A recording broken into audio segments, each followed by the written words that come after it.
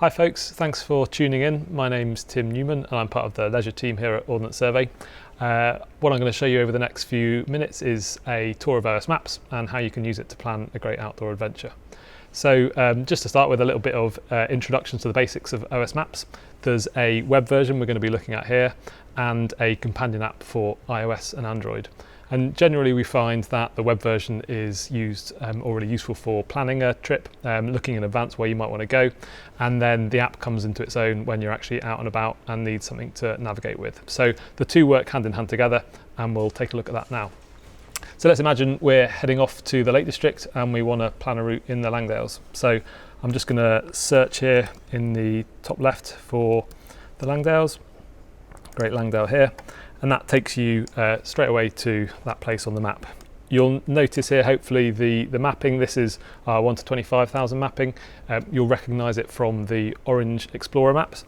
And this is all part of the OS Maps subscription. So you get full access to what's the equivalent of 607 paper maps, all available to view on the web, view on the app, and then, as you'll see shortly, to print off or to download to your phone so you can use it offline. So let's say we're coming here, you might want to find a route to follow and you perhaps don't have enough time or the inclination to do it yourself. So one of the great things about OS Maps is it comes preloaded with over 1 million routes now. Some of those are from other users who've contributed them. Some of them are from our trusted partners like Country Walking or AA Walks. And so it usually means there's a really good route already in the system wherever you might be looking. So if I open the routes menu here and click on Discover Routes, let's imagine we've got, say, 4 or 5 hours. You adjust the distance here and take a look at what options we've got. So here are all of the routes starting here from Dungeon Gill, and you can see there's a good range already. And a little preview there on the left as to which routes there are. So let's pick a random one. This is a 9-kilometre route starting from Elterwater. Looks quite nice. This gives a little bit of a description of the route, and then I could open up the elevation profile to see how it's going to be height-wise and work out if it's the sort of thing that I'd like to follow. So one of the things we find really useful with the web version is, although the 25k and the 50k mapping does give you a huge amount of detail, if you're able to interpret it, it's actually really easy to look at it and see a lot of complicated symbols, contours, and some people just want a really easy way of visualizing a route before you head out. So we added the fly-through mode to allow people to see what they're letting themselves in for before they head out. So I'm going to click on that now, and this is going to show us what that route might look like in 3D. So as you can see, a nice flat start. You can see some of the points of interest you might pass on the route, and this will fly us through the route, giving us a really good idea of A, how strenuous the route's going to be, but then B, how safe we're going to feel on it. So as you can see, this is quite a low level route. It's not too high. There's not too many knife edge ridges or cliff tops. So probably quite a good route if you're a little bit less confident. And there we go. It's taking us back to the start. One of the nice things about 3D mode is all of the imagery is captured by our planes that fly over the country every few years, and they only fly when the sun's out. So always a good way of viewing the Lake District in the sunshine is the 3D mode. So let's say we like the look of that route and we think we want to try it out. So I'll just flick back now to the leisure mapping. We generally recommend a couple of things before heading out on a route you found. So the first thing to do is to make sure you've got a paper backup. So the app's reliable. It works when you download the maps offline. You don't need a signal, but it's always best to have something that never runs out of battery. So with OS Maps, you can print off unlimited printing of our 25k and 50k maps. So if I click on print there, in the bottom left there you can see the area you're going to print. We'll print it to scale and we'll print that A4 portrait, and then I'll just show you what that looks like on the preview. So you can see preview of the map there and a little bit of extra information on the route card. So you can take that with you and know you've always got a paper backup. The other thing you might want to do is download it to your phone. So I'm going to show you that now. As I said before, the app and the web work really well together. And if I add this route to my favorites here on the web, then that syncs across between web and app. So it means now I can open up the OS Maps app on my phone and we'll be able to see the route there. So we're now going to take a look at the mobile app and see how the route which we found and favorited on web has synced across, and then what we can do with it once it's on our device. So I'm going to go onto the routes list and tap on my favorite routes. The route was called OS Pathfinder Elterwater, so let's have a quick search for that, and you'll see it's synced across and is now on my phone on the routes list. So I'm looking here at the Apple app. We also have an Android version too. So I've clicked on the route, and as you can see, it's on the screen. It's exactly the same route as we were looking at before, with exactly the same mapping available. What you want to do next on mobile is make sure that mapping is downloaded to the device, which means you can head out and you don't need any phone signal at all to work with OS Maps. So if I tap on download map here, you can see that's downloaded all the mapping for that route. It's saved on the device. It means you can then head out. You don't need any phone signal, and actually it's often quite good to then put your phone in flight mode. You can check that it's working. You can check you don't need a phone signal, and that saves quite a lot of battery too if you're out for a walk or a run all day. So I've got that saved on the phone. That means when you're out, as long as you've got a clear view of the sky, it can find out your location via GPS, and you'll see the map, you'll see the route, and you'll see your position marker showing exactly where you are. So it takes a lot of the hassle out of navigation. The one thing to point out now is if you're actually heading out, obviously I'm not in the Lake District now unfortunately, but if I clicked start route whilst I was there, it would look for my location and it would plot where I was on the route and tell me how far I've got to go, both time and distance. One of the other nice things with this is if you wander off track, then it will also give you a buzz in your pocket to say you've gone off track. You can get the app out and check where you are and what you need to do to get back. So it means you don't have to sort of walk around with your phone out the whole time, and you can spend a bit of time enjoying where you actually are. Cool, so back to the web version now. Let's imagine we wanted to have a little bit more control over the route we were doing. So instead of picking one of the thousands in the database already, we want to create our own one. Let's change the place a little bit. So let's head up to Northumberland. Here's a place called Linhope, which we can explore.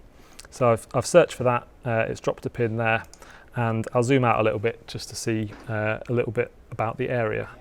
So this, as you can see, is quite a remote place. It's in Northumberland and quite far from roads and other settlements. The nice thing about the mapping here is it's using the relevant data for the zoom level we're in. So as I zoom in, we're looking at 50k mapping here, so that's the pink Land Ranger maps, and I zoom in further, I get to 1 to 25,000 mapping here, which is the orange Explorer maps. So zooming in here, we can see there's a little settlement called Linhope. Also interestingly, there's a lots of historical looking places, so you can see the kind of old-fashioned writing here denotes historic places of interest, but there's also a huge amount of detail packed into 1 to 25k mapping, and it makes it really easy to plan a route according to your exact wants.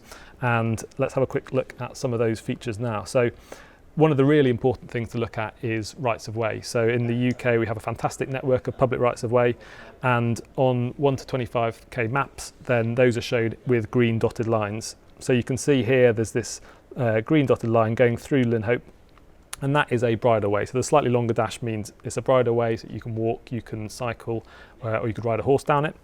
A shorter dotted line like this is a public footpath, so you can walk or run, but you can't cycle or take a horse down there. The other interesting thing here is the slightly kind of orangey brown layer, which is called access land. So that means you can walk along wherever you want to. You don't have to stick to a public right of way, but you've got the right to roam. So let's start our own custom route. I'm going to click on routes menu and then create custom route, and we'll click in Linhope to start us off. So one of the nice things about routes in national parks is they are automatically snapped to the legal rights of way. So as you can see here, you can select what you're doing, so walking, running or cycling. So I'm going to select a running route here, and that will mean it will take me down places where I'm allowed to run. So it could be footpaths, it could be bridleways, or actually it could be anywhere. Once you're in the access land, then you can follow any track or path. And so as I click, you'll see that footpath line snaps to the bridleway and makes it a lot easier to plot a route. The other interesting thing I mentioned was these historical sites, and if you were particularly interested and wanted to kind of add some points of interest to your route, you can click on the Places menu and see the various points of interest layers we've got. So I've selected Scheduled Monuments, and I wanted to find out a little bit more about what this settlement was. So I've clicked on the point, and you can see it's a unenclosed settlement with some prehistoric settlements as well. So I've clicked Add to Route. And that means we're taking that in. So if you're into making your walks or runs a little bit more interesting, you can see all of the information here and plan your route accordingly. So as we've taken that in, perhaps we want a bit of a workout, so we'll head up to the top of this peak here. You can see from the contours it's quite an ascent but up a nice ridge, and it's on a bridleway. So we'll keep plotting. As you can see, it's tracing its way over the bridleway and then dropping down here to a river, and we'll follow that river kind of contouring back to sort of try and have a slightly more level return journey. If I close the Places menu, you'll see as I'm plotting the elevation profile is showing, so it gives you a really good idea of exactly how much up and down you're going to do. As I said, the idea was to go up and then kind of come back down to river level and keep it fairly level. And so I'll finish plotting off down here, back to the start, and you can see this is the overall shape of the route. We can see it's taking 13 kilometres and a rough time if you're trying to plan a certain time and distance. You can also see at the bottom here we have the lowest and highest points as well as total ascent, and that's really useful. Obviously total ascent certainly makes a route harder, but then you can see how high it's going, compare that to the weather forecast to see whether your route's going to be in cloud or how windy it's going to be. So another really useful feature. So once I save that, I've got the option to change the route difficulty, adjust what type of route it is, and then select whether you want to share it with everyone or you want it just to be your own personal route. So I'm going to click Only Me for this time. That means it's saved to your account, and that means no one else can see it, but it syncs across all your devices. So it will also be available on the app now, but it's there, saved there. So I can see it as an overview, and exactly the same principle with the route we found in the Langdales.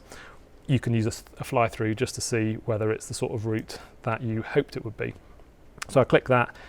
What it's doing now is building a terrain model, and it drapes over the aerial imagery we've captured, and now we're flying through, gives us a good idea of the type of route we're in for. You know, you can tell it's going to be a remote route. It looks like it's quite sort of mall under the top, could be quite boggy. This is the most exposed part of the trip, a kind of a ridge, and then as we said when we were plotting it, dipping down to the river and then following this nice river along the way back. So quite a nice route, and it means, you know, if the weather's closing in, you're getting down low and you've got a slightly more sheltered return journey. The other nice thing about this fly through is even if you understand exactly how to read a map and how to interpret contours, if you're going out with someone else, they might not. And I think often it's really useful to be able to show them exactly what you're about to head out and do. And I think that's what some of the feedback we've had from other people using OS Maps. I've spoken to mountain leaders and people who like using the fly through just to show groups exactly what you're going to do, and it's a really nice way of communicating that without all the group necessarily having to understand contours, having to understand how to read a map. So I'm just going to close that down now and then recap what you might do if you were actually going to follow this route. So as with before, really important to have a paper backup. So if you don't have a paper map of the area, you can print one off, and you can print that at A3 or A4. And then the second thing to do is to get it on the phone, download it to your device, and then you can navigate the route without any signal at all. So one of the things you can also do with OS Maps, obviously if an area like this is out of reach, you can explore a little bit closer to home. So I'm going to close this route in the Northumberland National Park. I'm going to click on the Centre Me button on the bottom right, and that's snapped to my current location at the OS head office. One of the things that's really nice about OS Maps is the ability to see different layers of mapping depending on where you are. So in the middle of a city, which is where you might be planning a walk or a run, it's actually perhaps a little bit less relevant to see things like contours because, you know, mostly it's built up. So you might want to swap at that point over to our standard map, which gives a lot of detail for the middle of a city. And the other layers we have are an aerial map, which gives you a much clearer view of exactly what's on the ground. Sometimes you can't quite work out from the map exactly what it's going to be like, so switch over to aerial, and then you get a really high definition aerial photo, which comes from our planes which fly across the country every few years. Then we've also got a number of overlays which give you supplementary information, and one of the ones that's been super useful recently is green space. So we found that during lockdown, people obviously couldn't travel as far. They wanted to explore their local area, and the green space map helps you do just that. So it's a map of all of the green spaces in cities and towns. I'm in Southampton here, and you can see this is Southampton Common, but you could go anywhere, and even these small, far less exciting, but still it's a bit of green space. It might be close to home, and it's really nice if you're planning a route just to take in, you try and string these together and make the route a little bit more exciting. So this shows places like public parks. It shows things like golf courses and sports facilities, playing fields. So it's worth having a look around where you are and seeing what facilities there are for you to kind of get a bit of nature, but perhaps closer to home. The other layers we've got, as well as green space, are the National Cycle Network. So if you're into cycling, then I'll zoom out here and you can see this is a network of cycle routes that covers the country. So if you're planning a cycle ride, you can see here what's traffic free, what's on road, depending on what you feel comfortable with. And that's a really useful tool for plotting where you might want to go on a bike. I think the other thing to just talk about here is the ability to kind of be an armchair explorer. So you might want to plan specifically for a holiday, you might want to plan some routes close to home, but also we live in a pretty beautiful country and you can explore any corner of that with OS Maps. So I'll flick back onto the leisure maps. Now, as I said at the start, there were 607 paper maps you'd need to cover the whole of the country. So probably most of you won't have that in your library, but with OS Maps you can see wherever you want to explore. So I can zoom in, I can zoom out, and we can pick a random place and see, we could go down to the Isles of Scilly. Even if you're not planning a trip there, it's sometimes interesting just to see how varied that Britain is. And you can see vineyards, you can see beaches, and then I might zoom into north of Scotland, and I can do exactly the same thing, go up to the Shetland Isles and just have a look at what's available if you're able to travel. So this island here, Fula in the north of Scotland, is interesting because it was our least popular place for custom-made maps. So we have a system where you can get a map focused on wherever you want. This little island in Scotland didn't have a single custom-made map made of it, so we made some for all of the residents there to show our love. But again, you can zoom in and out, see whatever detail you want. So just to finish off, I'm going to show you a sneak peek of what's coming along in OS Maps. So far I've been demoing on the old version of OS Maps Web, and what you're looking at here is a new version which is going to be rolled out shortly, and that includes a whole raft of new tweaks and improved features. And one of those things is international mapping. So far we've just been looking at GB, but if I zoom out here, you'll see that the mapping no longer stops at the borders of the country, but we can keep going and see the rest of the world. So anywhere on the planet now, you can see a standard map on OS Maps and use it to plan any trips or just have a nosy around different corners of the planet. So I'm going to keep zooming out and move over to Australia, because that's the first country we've been working with to give a equivalent of OS Maps over there. I think the thing worth noting here is it's all one subscription, so it's £24 a year, and that gets you all of the premium mapping I've showed so far, so all 607 of those pink and orange maps, but then it now includes all of the world at the standard map level. And so as we add more data and more countries, that just applies to the same subscription. You don't have to pay any extra for them, and they're available for you to use. The subscription also includes things like the 3D fly-through, which I showed earlier, and other features that are for our premium users. So if I zoom over to Australia, you'll notice this is the same style of standard mapping as we've seen in GB, but if I flick over to our premium topo layer, then we can see this is the same data as Ordnance Survey produces, but over in Australia. Now, we haven't gone out and remapped Australia, but we've gone to some partners in Australia, and what we're trying to do here is just pick the best data available and make it really easy for OS Maps users to use that. So in the same way as in GB, as I zoom in, we'll just zoom through different layers of mapping. So down towards Sydney, let's have a look at the Blue Mountains. Keep going, it will switch over to 1 to 250k mapping, which is this, and we've got this for the whole of Australia. But then if I keep zooming in, then the mapping will switch over to a more detailed view. And in Australia, it's a bit different to the UK. Each state has their own type of mapping. Around Sydney, this is mapping from New South Wales.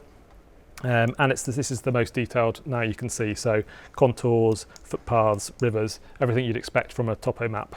And as I said, this is all now included in the OS Maps subscription, available on your phone, or it will be available through this new OS Maps web version, which we've just finished and we're going to be rolling out soon.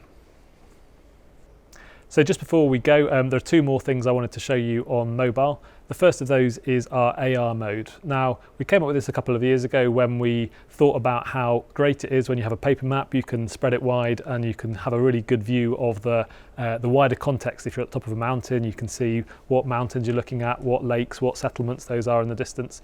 And so the AR mode allows you to do that, but from a phone device. So obviously a phone screen is much smaller, you see much less mapping on it than you would on a big paper map. But with AR mode, you essentially can take the phone, hold it up to the horizon, and you'll see the phone's picture with different things labelled. It's not really worth showing in here because we're inside, but here's a shot of how it works out in Hengistbury Head.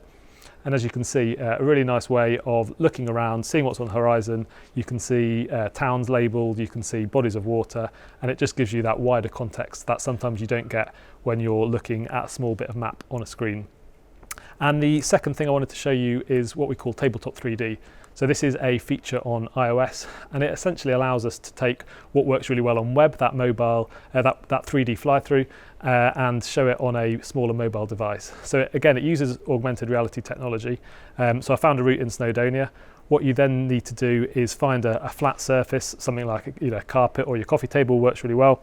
And I'm going to show you now this route in Snowdonia. So essentially it looks like you've got a 3D model, and you can pan around that 3D model. This is out in Snowdonia, a walk around Trivan, and essentially it allows you to do a similar thing. So you're looking at the route in full 3D. It gives you a really good idea of what you're about to do. You could use it for showing other people as well if they're not quite sure what you're letting yourselves in for. So you can see on this route it's quite a steep cliff, not the sort of thing you want to take a beginner up. So that's all from me. Thanks for tuning in. I hope that's given you a good idea of what you can do with OS Maps. Everything I've shown you so far has been part of our OS Maps subscription. So that's something you can get for £24. It's available via the OS shop and unlocks all of the layers of mapping you've seen, all 607 paper maps, all of the features like the 3D fly-through. And then as we add new things down the line, like mapping for Australia, that's all included in the same subscription. So I hope that's whet your appetite and shown you how you can use it to plan a great adventure in the outdoors. Thanks very much for your time, and thanks for listening.